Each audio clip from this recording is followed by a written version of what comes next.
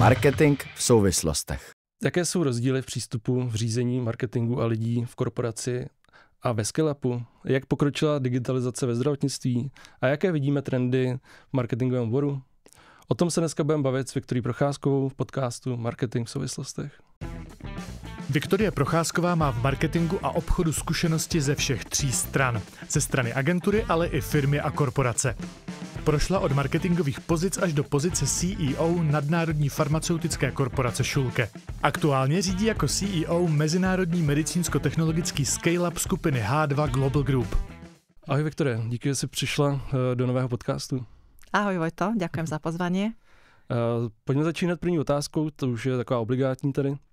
A to hned se ptám, co tě naposledy nejvíc zaujalo v marketingu, ať už v českém nebo v zahraničí? Je toho viac, ale pokiaľ by som mala vypichnúť jednu jedinú vec, tak vnímam, že ten marketing nám dneska ako naozaj asi prekračuje už nejaké hranice intímnej zóny. A taká posledná novinka od firmy Pepsi, testujú a inštalovali nejaké vending mašiny teraz, ktoré vlastne akoby snímajú tvár a tonalitu hlasu toho človeka a na základe toho mu ponúknú vlastne ten nápoj. Takže taká tá personalizácia produktu, vyslovene už na základe akoby toho screeningu, skenu človeka je ako podľa môjho názoru už docela ako ďaleko.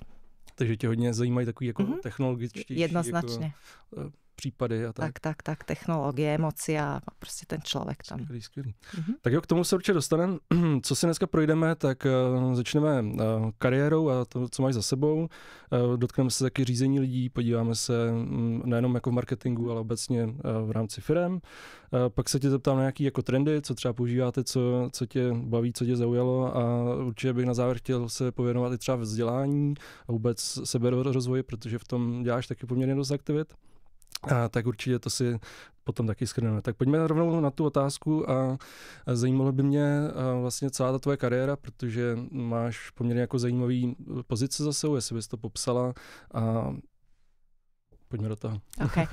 No, dlhé to je už, je to vyše 25 rokov, čo som reálne v praxi a musím povedať, že okrem úplne prvého zamestnania, čo bolo úplne mimo priemysel v pivovarníctve, tak sa vlastne každá tá moja ďalšia už nejak prelínala s tým marketingom.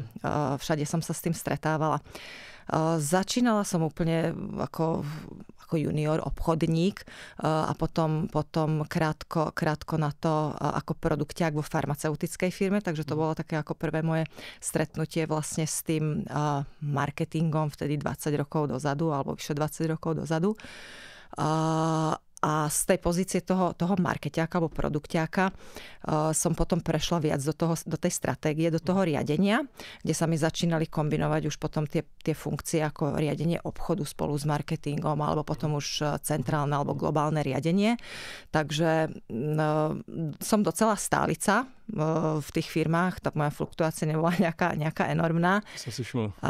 Áno, vydržala som v každej z tých firiem takmer 10. A postupovala, že presne třeba v marketingu až Presne tak. To se možná rovnou zeptám, protože si máš jako zajímavou kariéru v tom, že jsi prošla jak korporací, tak vlastně teď děláš je pro, řekněme asi scale-up, už to není startup, už je to jako v nějakém větším pokročilejší stádiu i mezinárodní, protože cílíte na zahraniční trhy.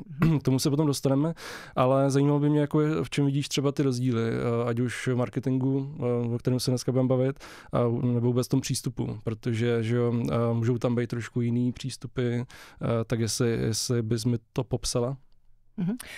No, ten rozdiel je ako markantný, hej. Musím povedať, že ja som si prešla i menšími firmami alebo menšou firmou. Prešla som si ako veľkým korporátom a teraz som, tak jak si hovoril, niekde na tom pomedzi toho startupu a začíname sa škálovať, takže už ideme do toho scale-upu a je to veľký rozdiel. Ten korporát je proste mašinéria, ktorá funguje na nejakých dobre zavedených princípoch a procesoch, kdežto ten startup je prostredie, ktoré je extrémne premenlivé, extrémne dynamické, svojím spôsobom aj neisté a tým pádom je tam ten adrenalín, ktorý ako neustále ťa vlastne ženie dopredu. Takže tie rozdiely sú veľké. Asi sa budeme baviť o tom, v ktorej oblasti aké. A ten marketing samozrejme tiež má svoje ako extrémne rozdielnosti v jednom aj v druhom type firmy.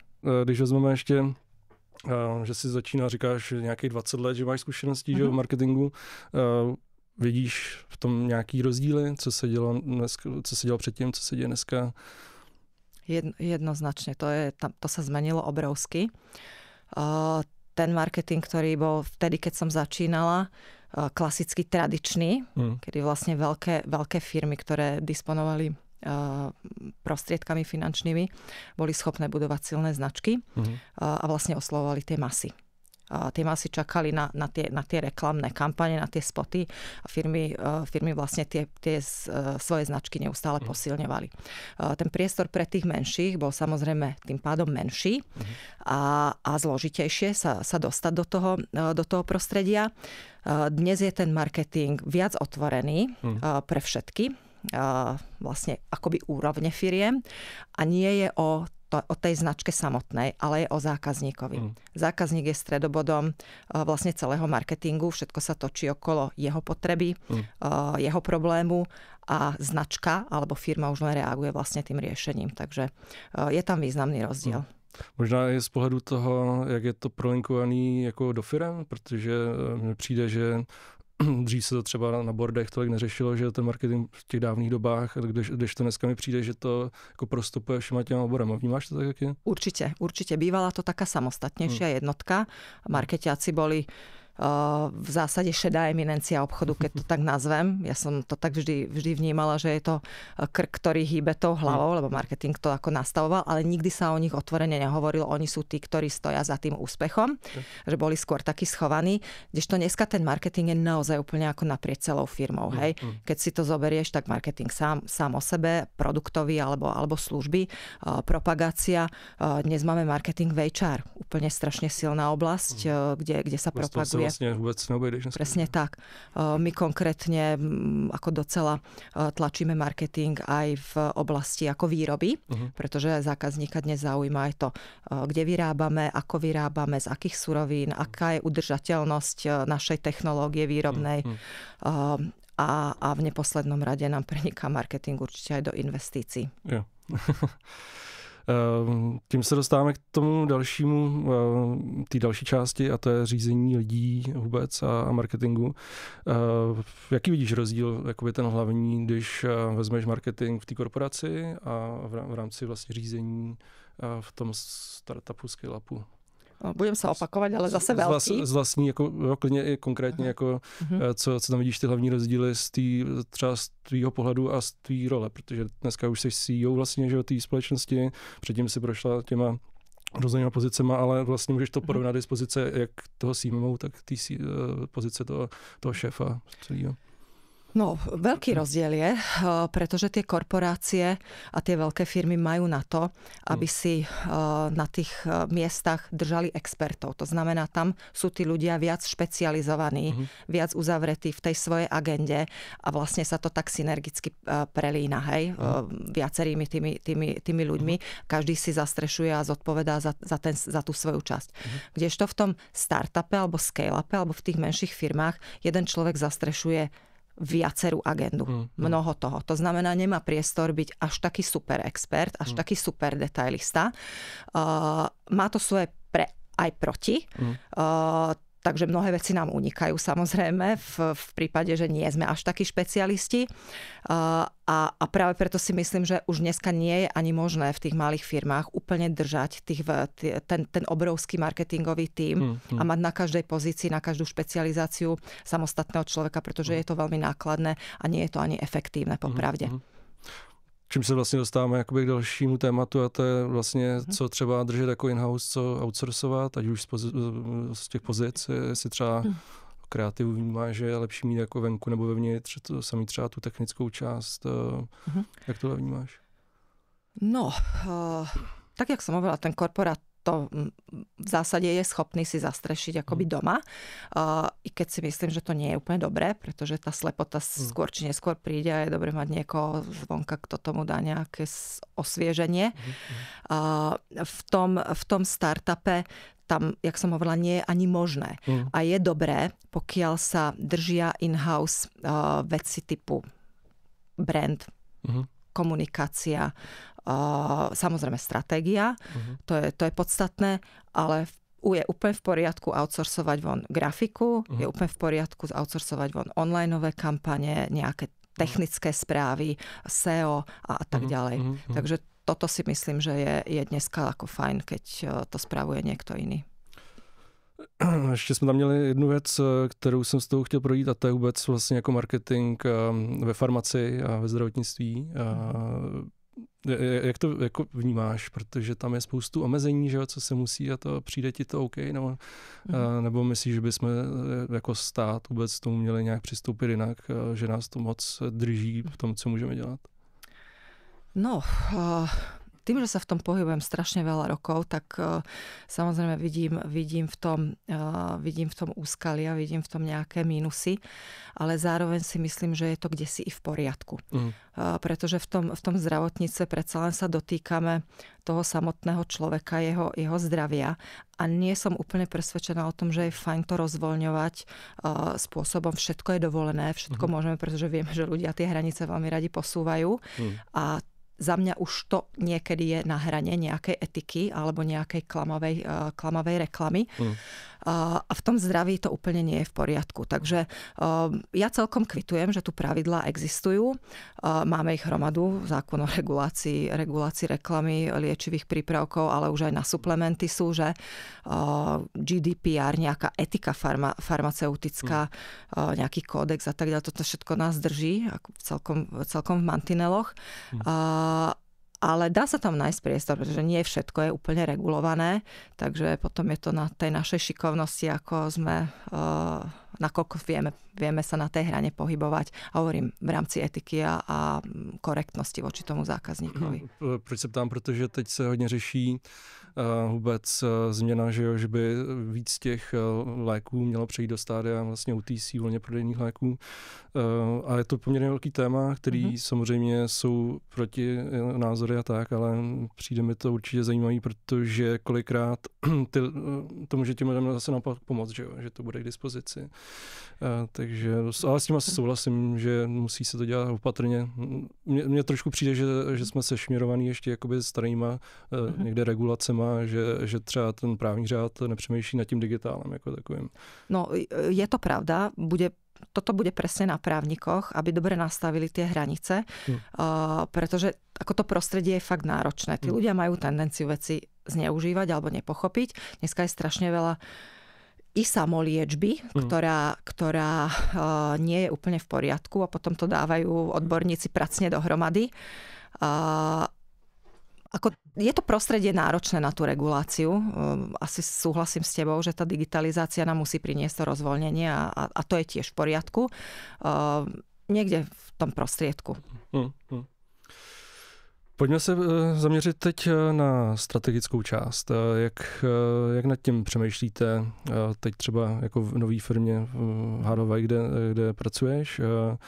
Zase jsou tam určitý rozdíly proti tomu, že jak se plánuje asi v korporaci, jak se plánuje tady, kde máte nějaký spíš jako budgetingy, který si musíte, že jo, nějakým způsobem vydupat a schválit. Tady to určitě má nějaký jiný přístup, tak jestli nám třeba popíšeš vůbec jako strategii jako takovou a pak třeba z toho i marketingové aktivity, jak plánujete. Ten korporát je v tomto jednoduchší. Oveľa jednoduchší ako na tú prácu, pretože tam ťa vedú nejaké pravidlá, nejaké zhoradané jasné metriky. A máš omezení, že? Presne tak. A ty už len vlastne v tých koľajniciach ideš a nejakým spôsobom manévruješ aj ten tím. V tom startupe je to voľnejšie. o to viac náročné na koordináciu a kontrolu. A vlastne aj takéto rozumné ukočírovanie celého toho systému, pretože musíme byť veľmi vigilantní, či nám to neuteká niekde, kde úplne nechceme, pretože tie procesy proste nie sú nastavené, respektíve procesy sú nastavené, ale nie je tam tá história, ktorú by sme vedeli ako dokonale porovnávať. Hej?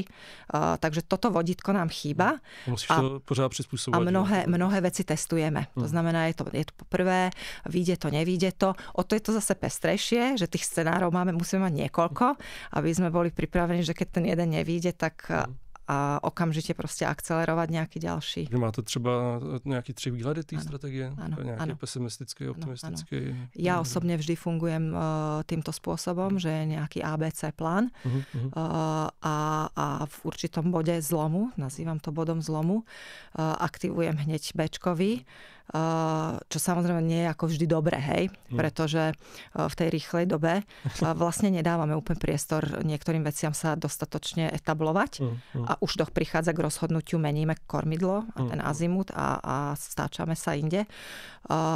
Čo zase v tom startupe inak ani nejde, hej, pretože tie prostriedky sú obmedzené, tam nemáš ten poštář, ktorý by ťa nejakým spôsobom kryl x veľa mesiacov alebo rokov.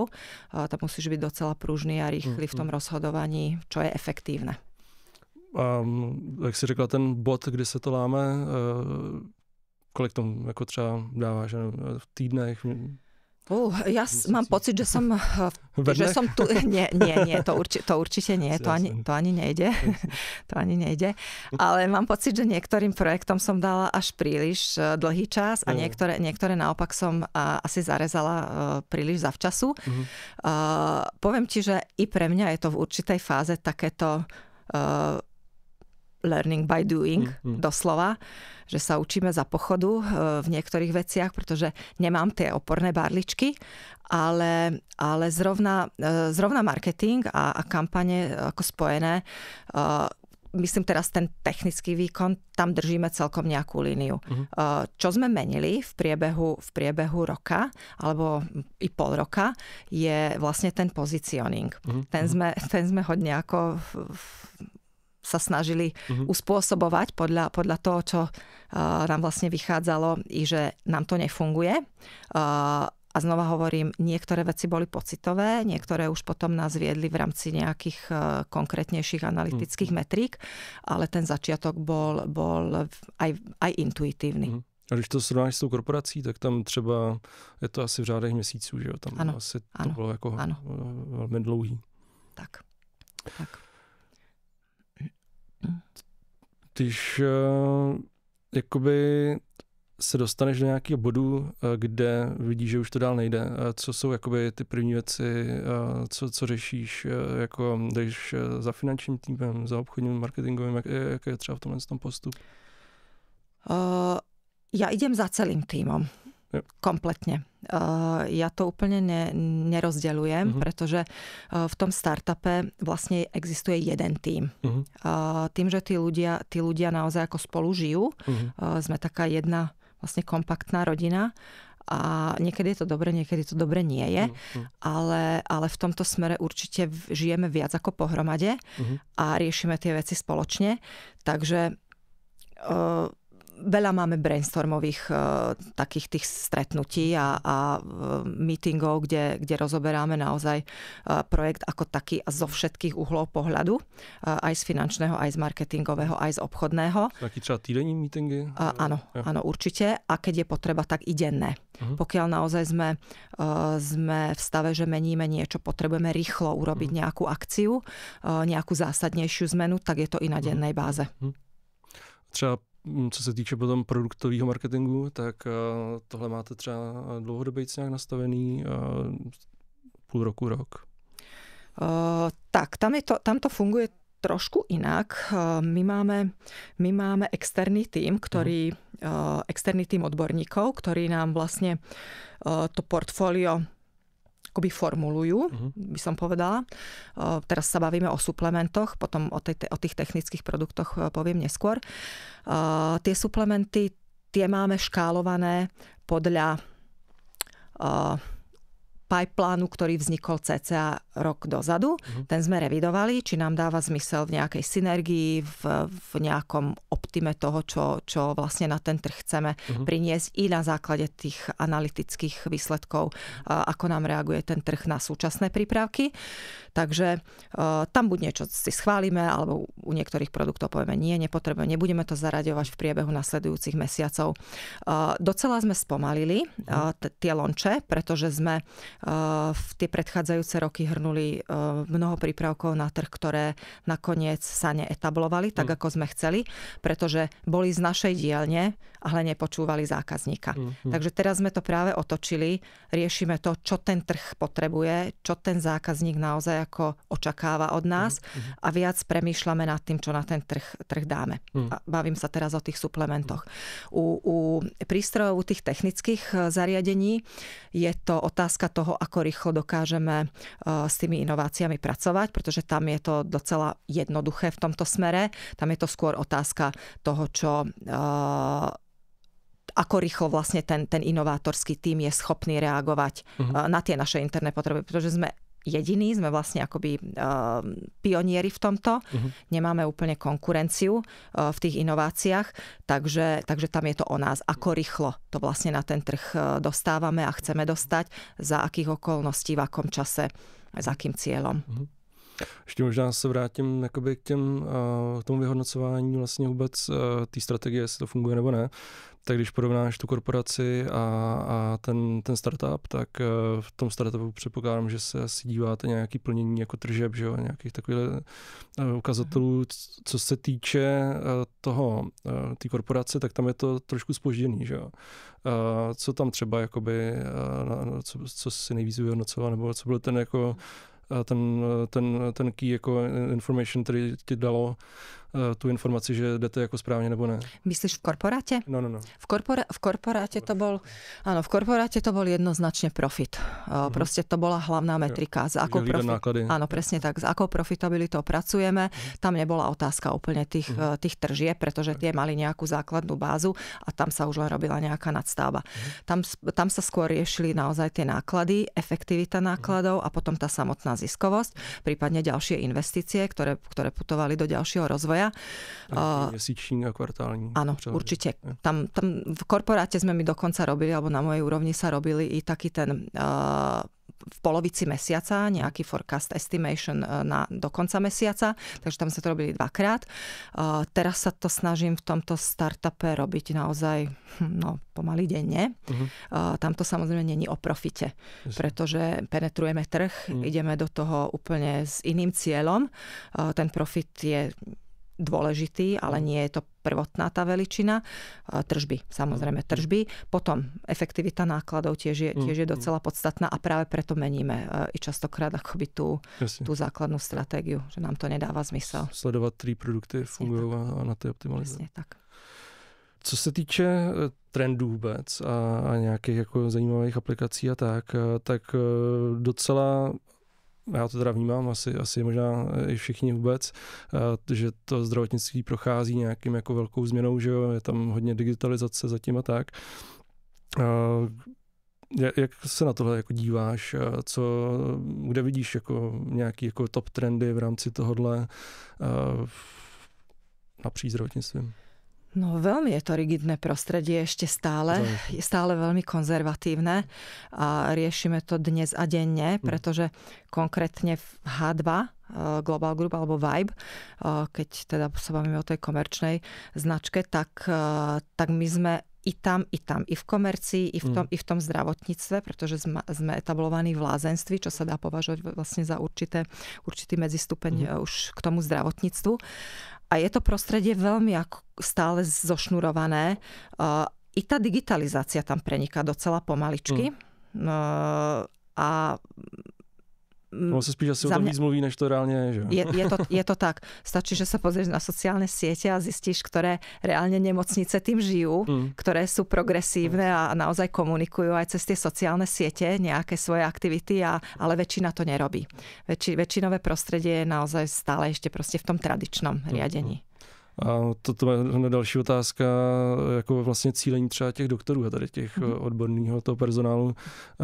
Co třeba vnímáš, že na ně nejvíc funguje, jak jako marketingově zasáhnou, nebo protože to máš taky vyzkoušený jak s obou, že jo, jak z korporace, tak z toho startupu.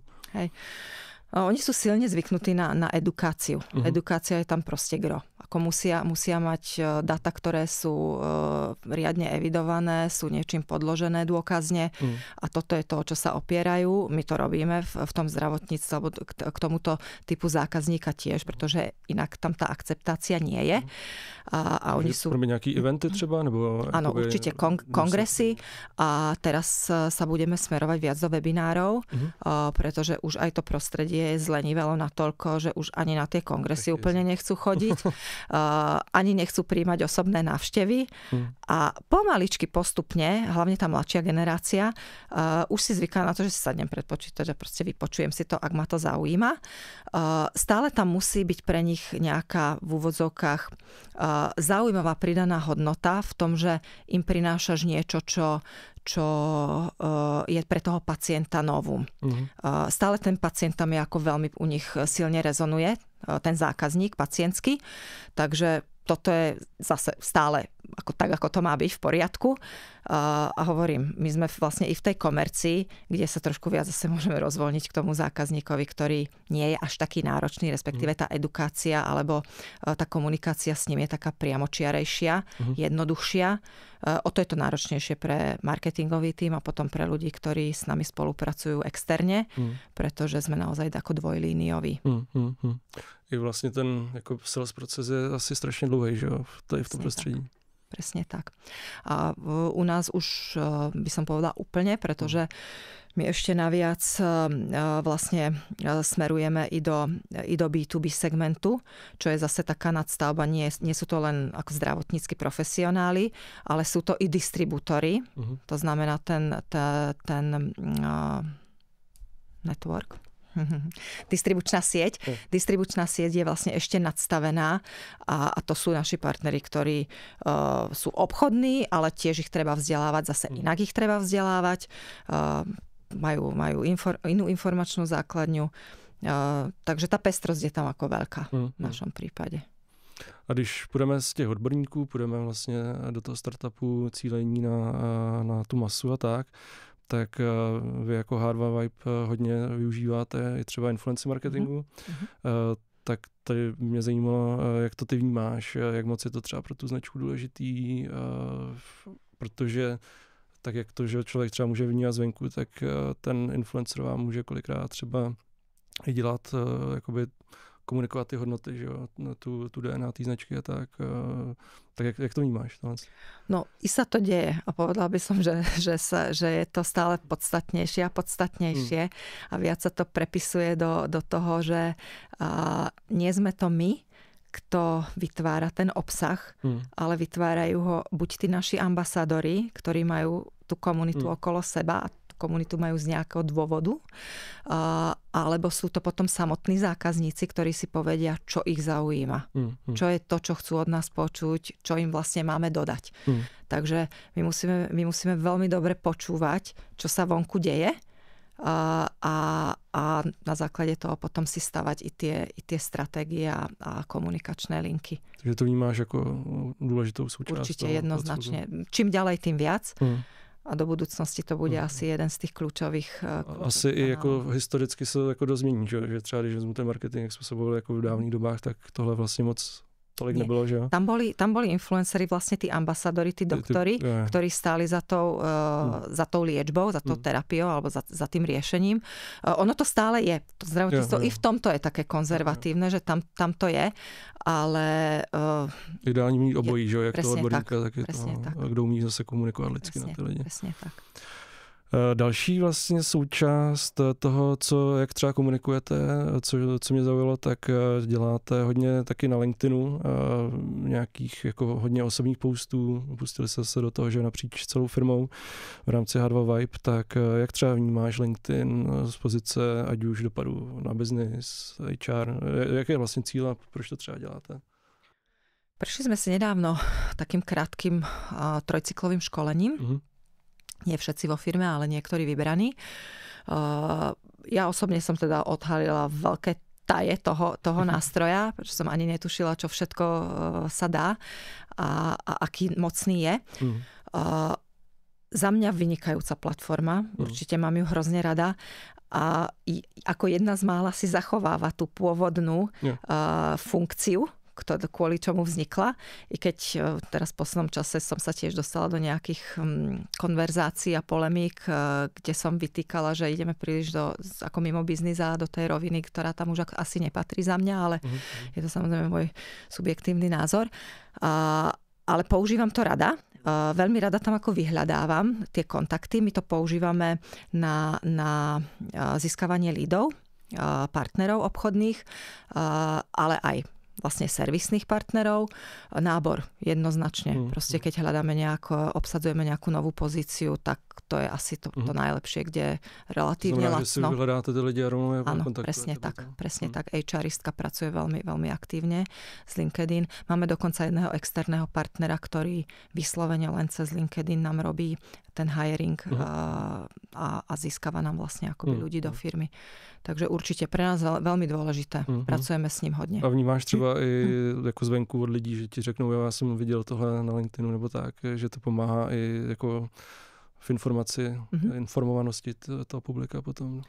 Áno, dokonca my máme naše mini PR oddelenie, jednu PR manažérku vo firme, ktorá sa stará o to, že jednu konkrétnu informáciu, ktorá je pre nás kľúčová v tej firme, vyškáluje podľa rôznych pozícií a pripraví vlastne ten podklad pre nás, ľudí, ktorí zastávame vlastne ako rôzne pozície s inou tonalitou pre obchodného riaditeľa, s iným messageom pre mňa, iný pre marketéra a tak ďalej a tak ďalej. A vlastne jednou správou povedanou niekoľkými formami, vlastne oslovujeme niekoľko komunít. Hej? Takže určite sa stretávame s tým, že je to dobré a že to robíme možno trochu, začali sme s tým teraz, takže budeme to ako hodne tlačiť, ale už som sa s tým stretla, že je to fajn a že tá informácia, tá jedna konkrétna proste preniká do viacerých vrstiev. No a pak tady mám ještě v rámci těch trendů, samozřejmě nesmím opomenout AI. A tak jak jste na tom v H2 v rámci AI používáte na texta kreativu nebo na nějaké automatizace, což kde všude třeba s tím áno. Všude. Niektorí úplne všade, niektorí sú rezervovanejší ešte stále. Nemáme to úplne striktne nastavené, že by sme na tom ako trvali, že musia všetci. Ja to vnímam ako veľmi dobrý nástroj na odbúranie niektorých automatických vecí, ktoré ti zaberú čas a proste sú nezmyselné a spraví to za mňa veľmi rýchlo. Na co třeba ty to používáš najčastejšie? Na generovanie textov. Alebo keď si pripravím nejaké číselné rady, tak ho požiadam, aby mi cez svoje algoritmy vyhodnotil nejaký výstup a potom ho porovnávam s mojimi myšlienkovými vlastne predikciami. Hej? A toto vlastne oponovať, presne tak. Ja ho hodne používam práve na tú oponentúru. Že si spracujem čísla a už potom chcem len výklad.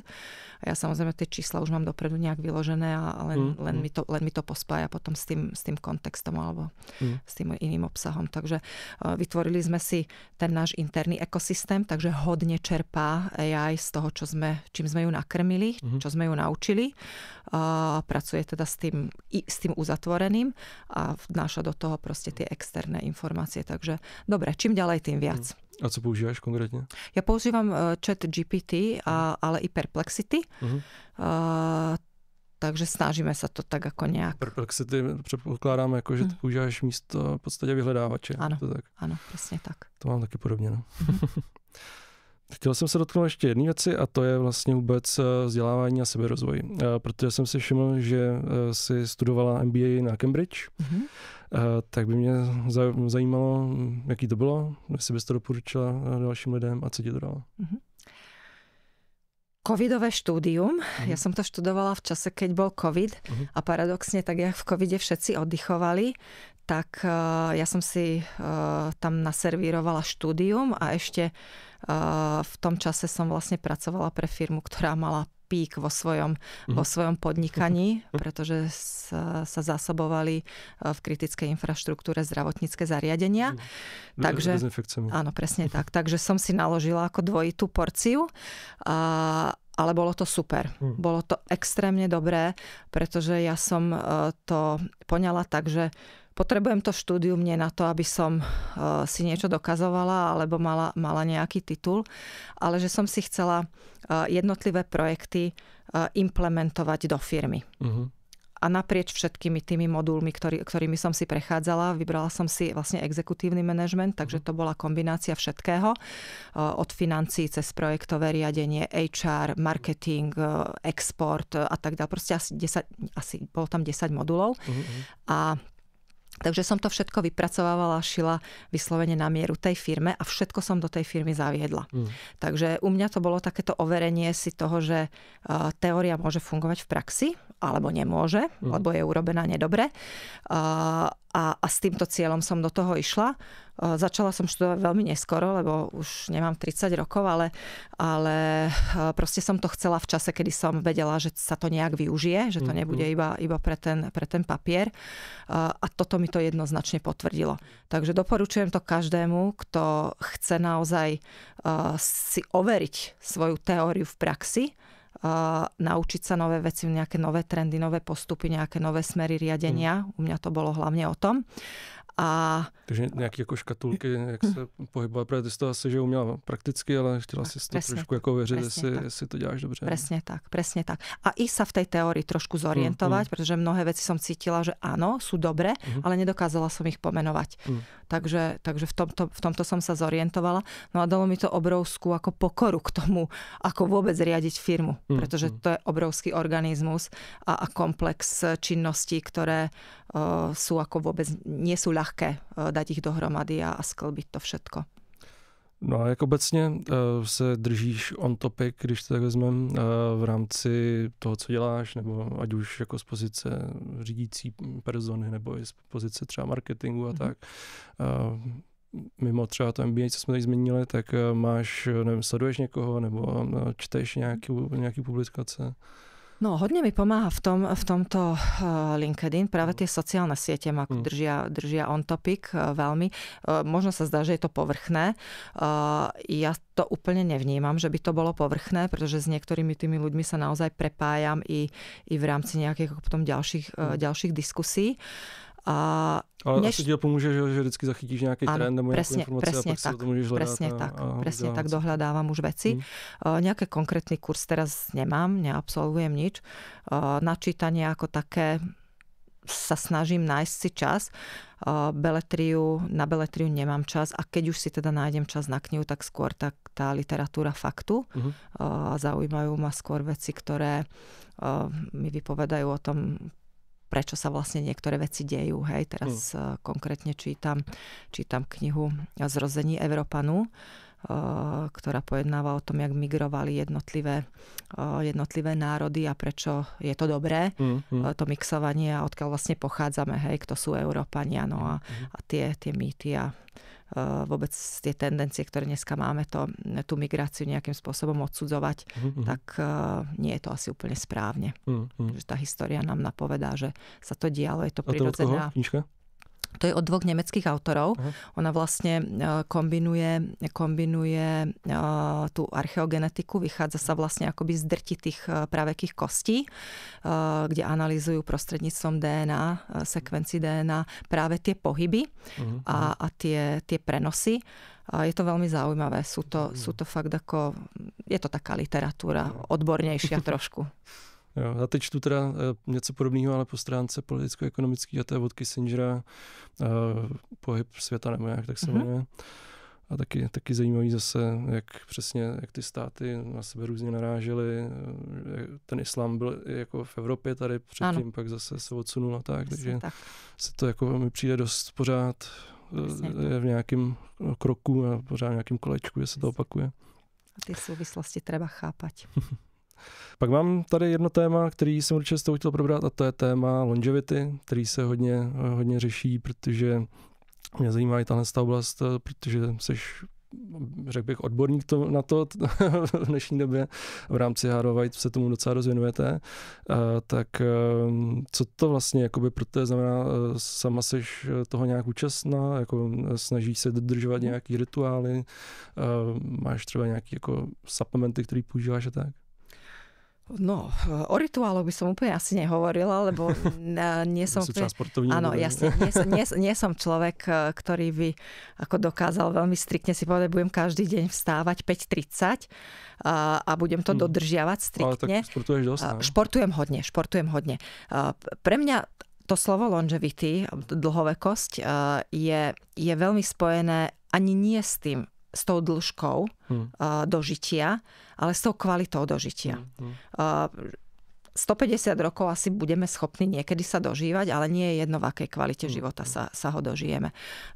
Ja osobne si myslím, že ľudia by mali naozaj vnímať to, že radšej plnohodnotne tu byť 80 alebo 85, prirodzene odísť v nejakej kondícii, postupne teda chatrajúce, ale nie nejak drasticky. Ako sa dožívať veľmi vysokého veku a byť na obtiaž a proste záťažou celému systému. Takže tú longevity ja vnímam ako komplex činností a spôsobu života, ktorý ti má viesť k tomu, aby bol kvalitný ten tvoj život. Takže o to sa snažím aj ja. Ja športujem vlastne od detstva a patrí to ku mne, potrebujem to, lebo som ten človek toho náboja veľkého a nie len mentálne, ja to potrebujem tú energiu aj vybiť. To znamená, pre mňa je to i výborný prostriedok, ako odbúrať stres. Behám a teraz som k behu ešte zaradila i bicykel, takže jazdím na kole. Tak ešte plavání a už máš... Áno, presne tak, ešte to plávanie, ale v tom som technicky veľmi zlá, takže to asi nepridám. Na tom kole je to jednoduchšie. OK. A když se dotkneme teda těch doplňků stravy, tak že v H2 máte různý přípravky, tak jestli z toho nebo nějaký ještě další, co používáš třeba? Ja som začala byť disciplinovaná v suplementácii až v H2. Až Vibe ma vlastne prinútil k tomu, aby som sa zamyslela nad tým, že tá suplementácia patrí k tej bežnej dennej rutine. A veľmi prirodzene som si to tam zaradila. Veľmi prirodzene. Začala som vodou. To bolo úplne prvé. Máme v portfóliu vodíkovú vodu, Premium H2 vodíková voda, čo je vlastne voda obohatená molekulárnym vodíkom. A pijem ju, pretože sa po nej cítim dobre, cítim sa energizovaná a musím povedať, že po tom športe naozaj i rýchlejšie regenerujem. U mňa tie svaly už sa unavia rýchlejšie, takže potrebujem, ak chcem športovať každý deň alebo obdeň, tak sa potrebujem i tú regeneráciu. Takže tá voda mi k tomu pomáha. Něco ako magnézium, takový podobný ako proces. Presne tak. Trošku na inej báze, ale áno, urychluje to určite regeneráciu. A úplne prirodzene som si zaradila ešte ďalší veľmi obľúbený suplement a to je podpora mojich mentálnych funkcií, môjho mozgu. Pretože používam hlavu dnes a denne, alebo sa aspoň snažím, takže to hodne potrebujem byť fakt v tej koncentrovanej forme počas dňa a zase večer potrebujem dobre odpočinúť. Takže tá regenerácia mozgu tiež je pre mňa dôležitá. My sme teraz uviedli na trh prípravok, ktorý práve rešpektuje tú dvojfázovosť toho biorytmu človeka. A na deň má iné zloženie tá tabletka a na večer zase iné. A je to výborná podpora mozgových funkcií. Hned, nebo v nejakom krátkom čase už si to pocítila takhle? Áno. Ja som dokonca bola zaradená už do tej experimentálnej fázy, kedy sme to testovali, tú formuláciu, tú receptúru. A pán doktor Krajíček, náš farmakolog, ma vtiahol do tejto testovacej skupinky a ja už som to tam cítila, že je to fajn.